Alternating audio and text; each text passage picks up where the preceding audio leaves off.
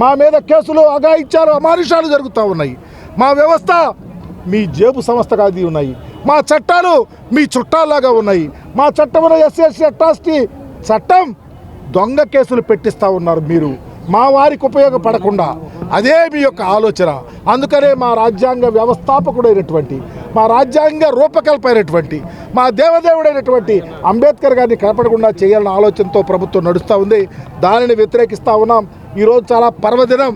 ఈ రాష్ట్రంలో ఉన్నటువంటి మా నాయకులంతా వైఎస్ఆర్ కాంగ్రెస్ పార్టీ జెండా పుతారం వేసుకొని జగన్మోహన్ రెడ్డి గారి నేతృత్వంలో ఈరోజు ఆయన పెట్టినటువంటి బాబాసాహెబ్ అంబేద్కర్ విగ్రహానికి వచ్చి మా నిరసన తెలియపరిచి ఇకనైనా చంద్రబాబుకి కనువిప్పు కలగాల, దళిత లోకాన్ని మీరు రాజ్యాంగబద్ధంగా చూడాలా. అంబేద్కర్ గారు, జగజ్జీవన్ రావు లాంటి మహానుభావులు మా కులాల ఉన్నతి కోసం పనిచేస్తే మీరు ఈరోజు చెప్పు కాలితో మమ్మల్ని నలుపుతూ ఉన్నారు.